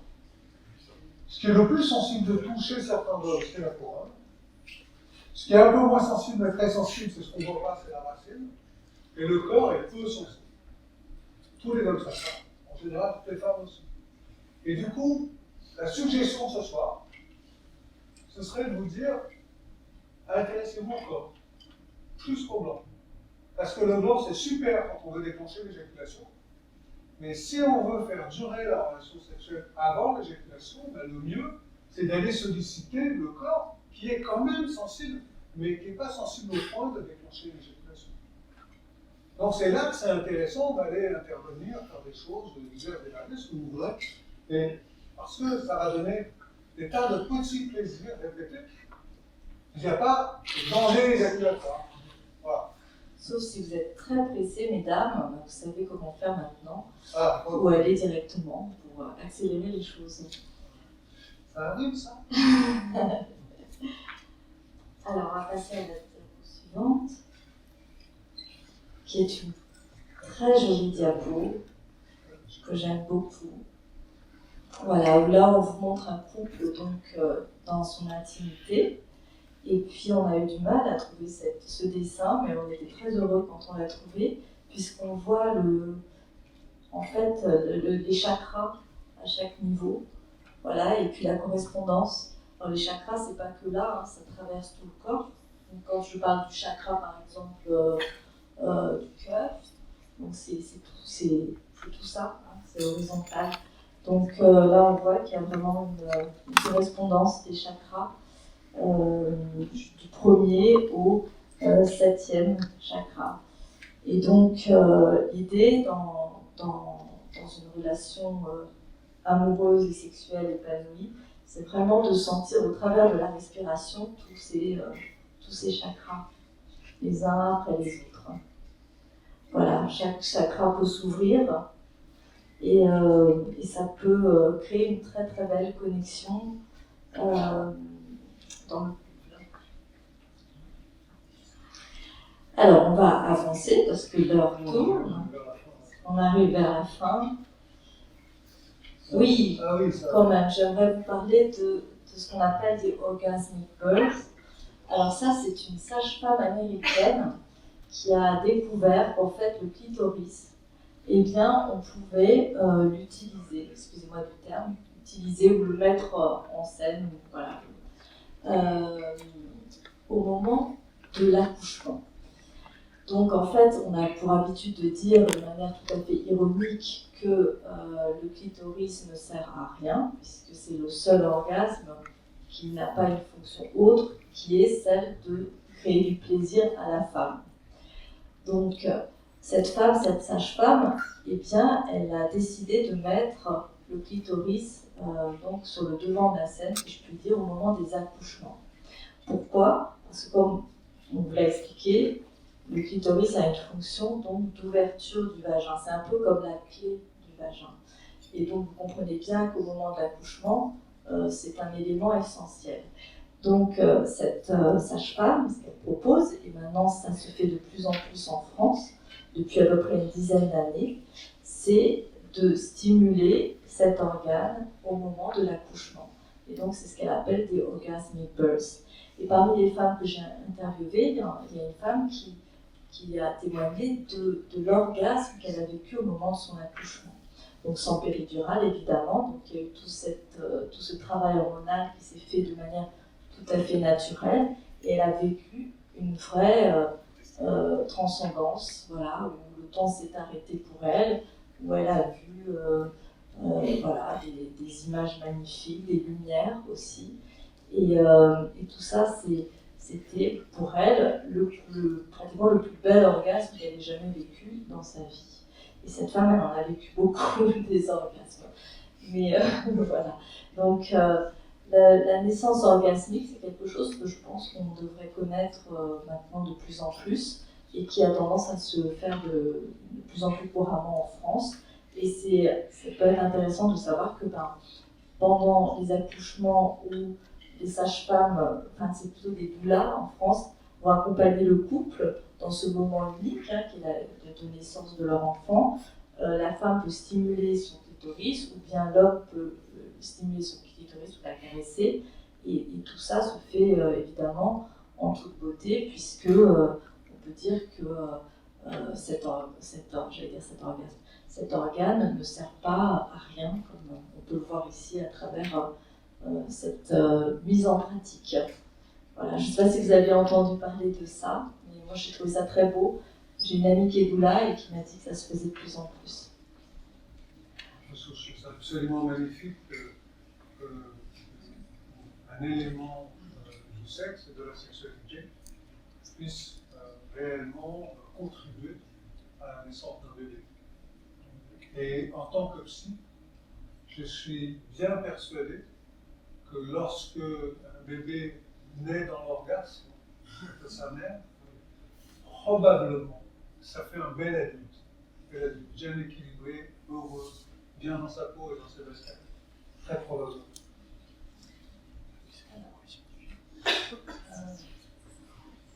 On va vous montrer une petite vidéo qu'on aime beaucoup.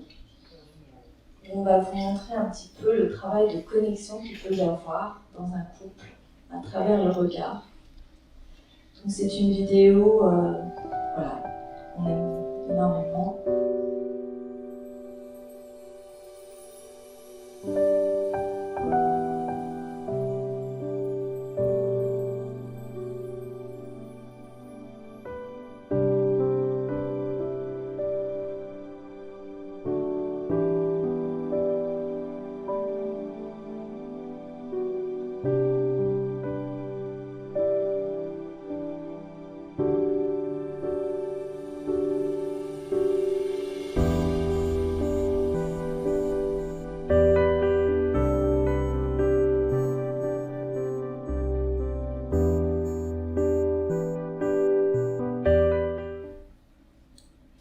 Oui, moi j'aime beaucoup cette petite vidéo et puis aussi le début.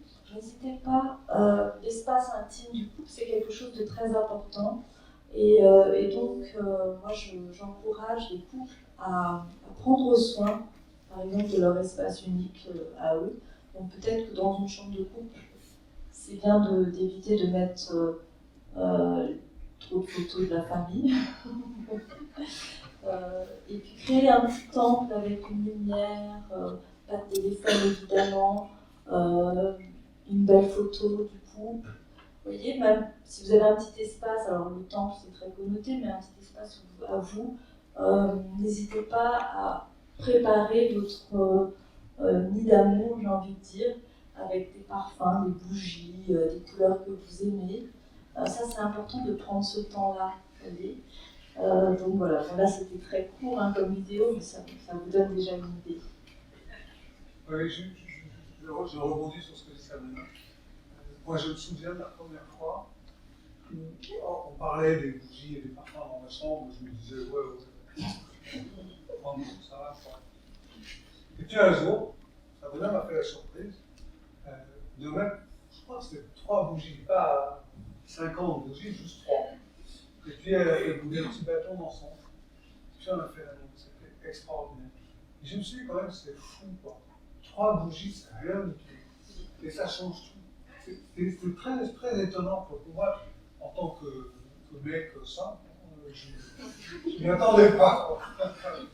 Je trouvais ça un peu romantique, un peu coupé la praline et tout. Et je suis devenu un fan des bougies. Alors, je voulais vous parler de s'expandir. S'expandir, ça vient dire une chose qui me semble très importante, c'est que ce qu'on essaye de dire depuis le début de cette présentation, c'est que la sexualité, c'est juste un symptôme de la qualité de votre relation. C'est-à-dire que quand la relation va bien, la sexualité va bien, toujours, même quand il n'y en a pas. La sexualité n'est un problème que quand la relation est difficile. Pas forcément très difficile, mais difficile. Qu'elle n'est pas fluide. Et c'est la raison pour laquelle, quand on veut, quand on vient me dire, quand un couple vient me dire, oh là là, on a des problèmes de sexualité, tout ça, c'est souvent l'homme qui se plaint. Enfin, pas toujours, moi je leur dis, et comment va votre relation? Et là, j'apprends des trucs. Et je m'aperçois que ça fait un moment qu'il y a des tensions en couple. Ou bien que parfois des tensions absolument pas vives, parfois c'est des vieilles histoires, des épreuves peut-être pas très fortes, ou au contraire énormes, qui ont été vécues il y a longtemps et qui ont été un peu enterrées, qui n'ont pas été parlées, qui n'ont pas été dialoguées.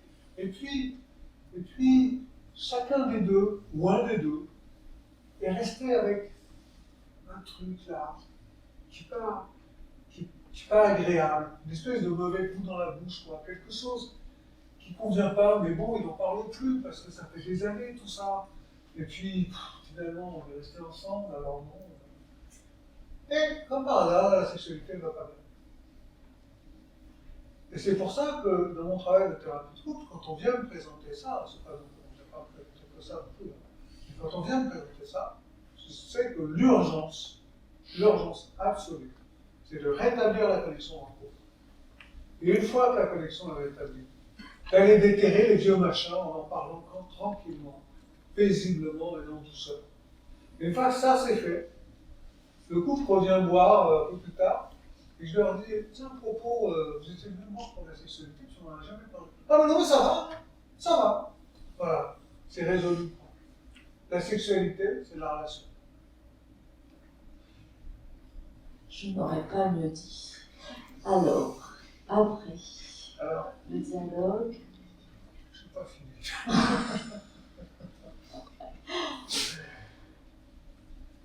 Je serais parler un petit peu de la relation. On est dans un monde aujourd'hui qui nous encourage à en avoir pour notre argent. Où on entend un discours en souterrain qui est toujours orienté de l'ordre de est-ce que tu es satisfait? Est-ce que tu as bien ce que tu dois avoir? Est-ce que c'est OK? C'est toujours en direction de soi. C'est-à-dire, on nous encourage à prendre, à en avoir pour nous. C'est clair ce que je dis ou c'est clair? Et ça, dans le couple, ça fait des ravages. Parce que c'est pas ça la relation. La relation, c'est pas est-ce qu'elle m'en donne assez? Est-ce que j'en ai assez? Non, j'en ai pas assez. Évidemment, j'en ai pas assez. Donc ça, c'est un tue l'amour.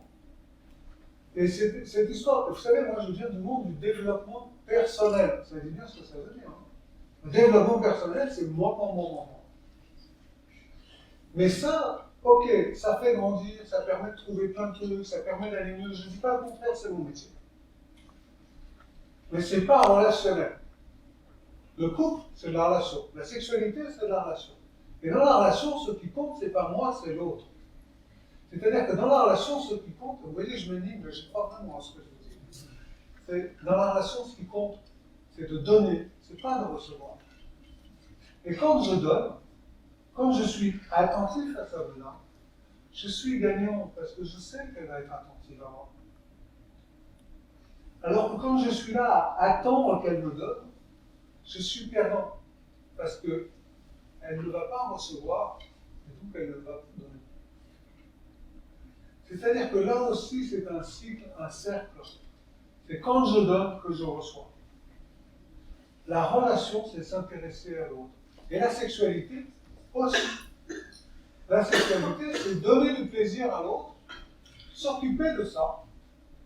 Et au passage, tiens, comme c'est bizarre, j'en reçois. Et ça me semble vraiment, vraiment essentiel.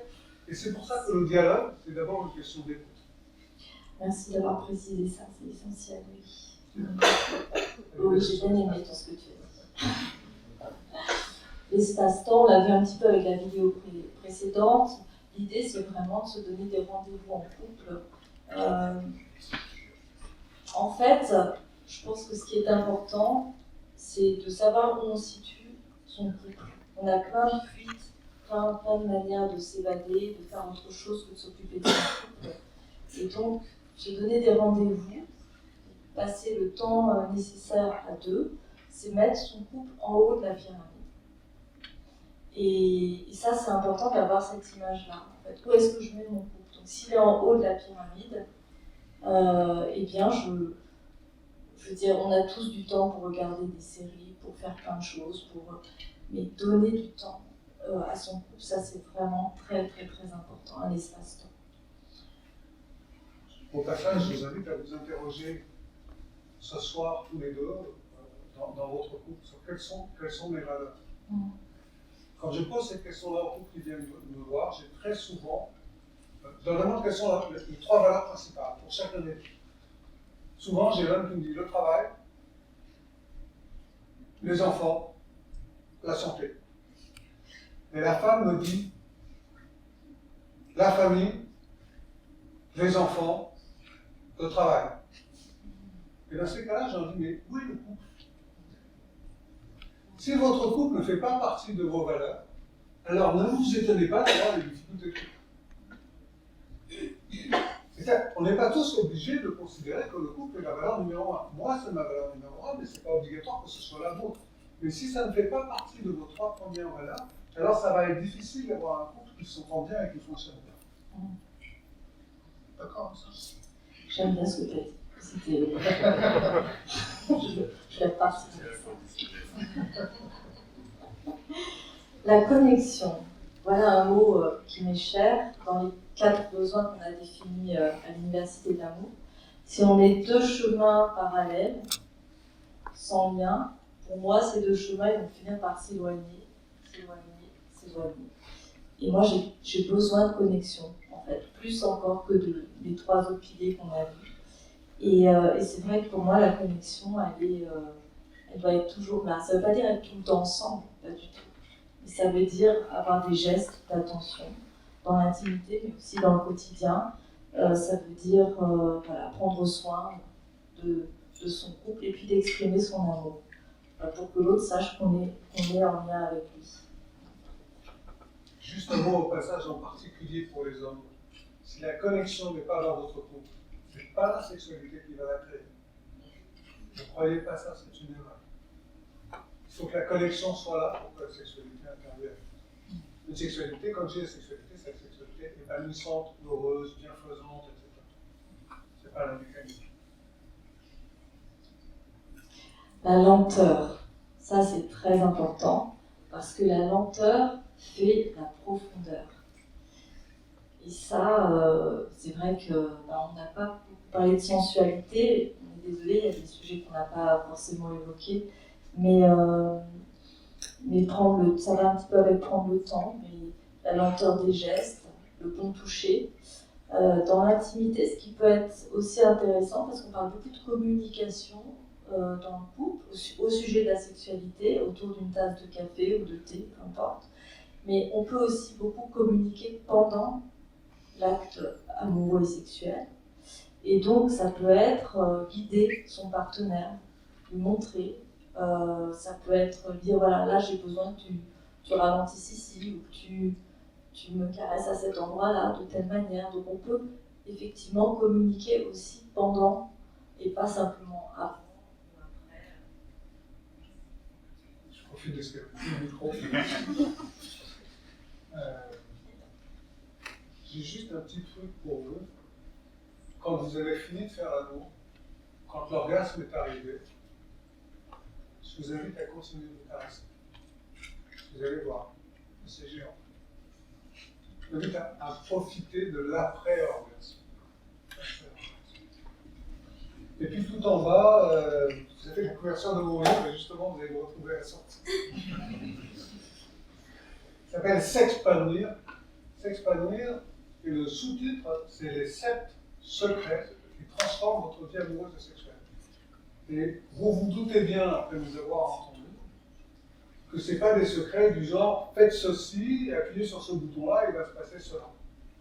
Ce sont des vérités simples qu'en fait vous connaissez probablement déjà, mais que souvent on ne prend pas suffisamment en considération dans le cadre de sa vie amoureuse et sexuelle. Enfin, je ne dis pas plus. Bon, c'est un excellent livre, hein. C'est pas parce que c'est mon mari qui l'a écrit.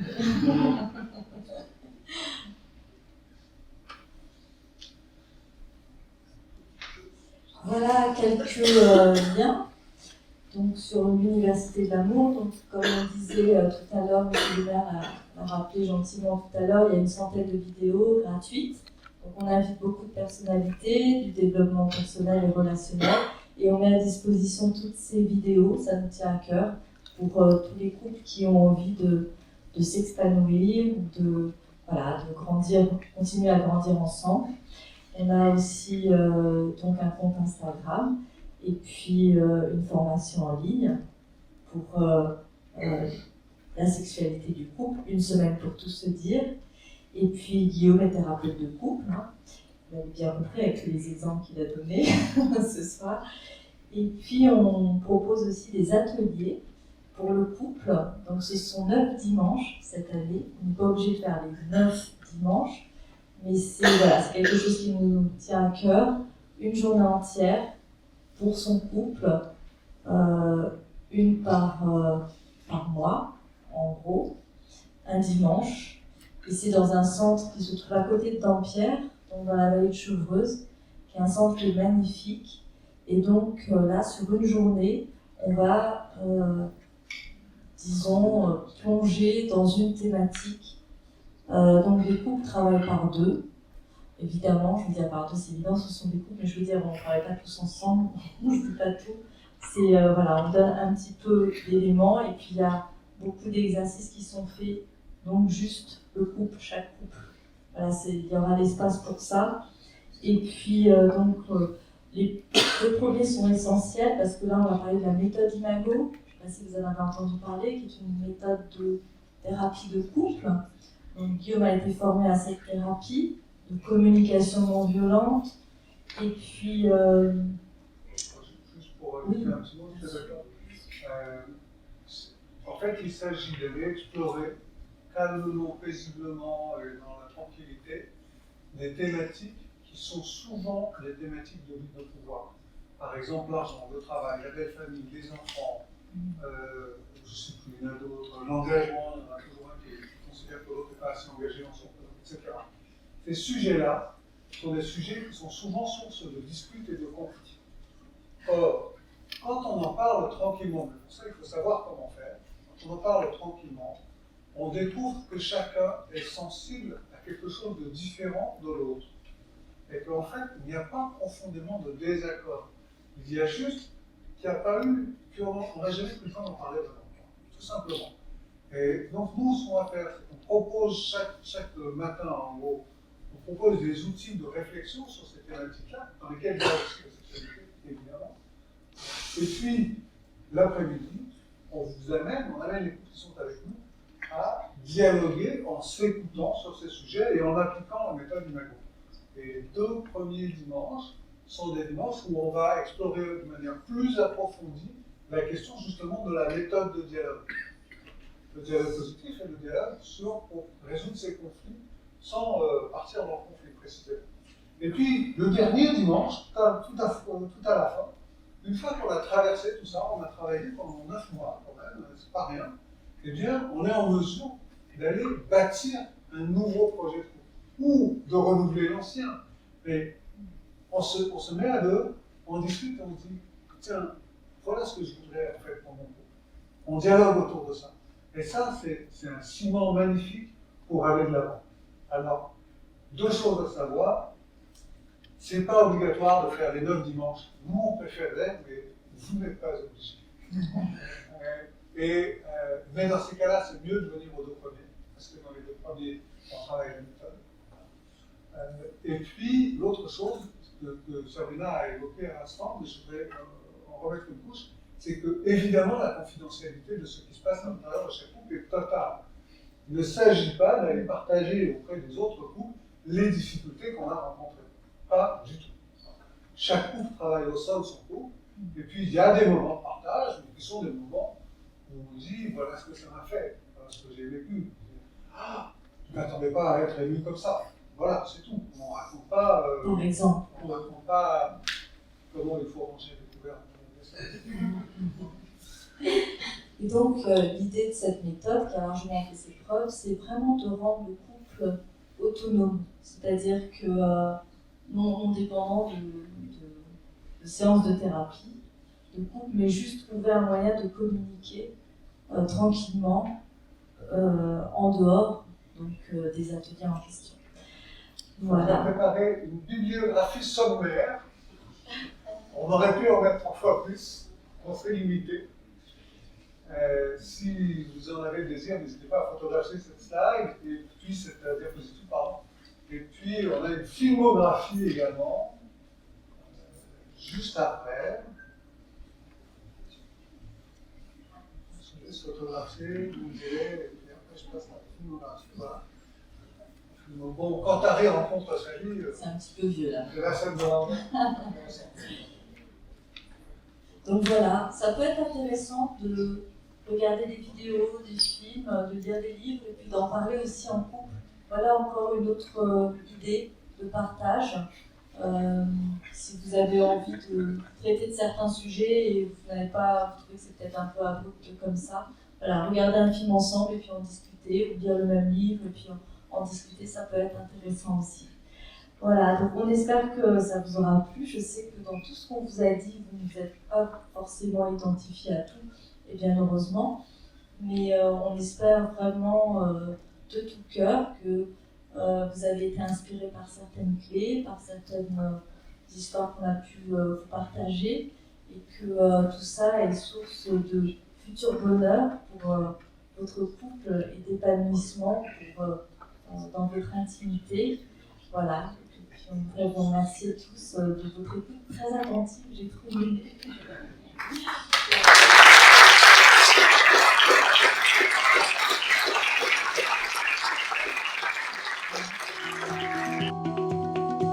ما اخترت غيركم ولا رضيت سواكم ما اخترت غيركم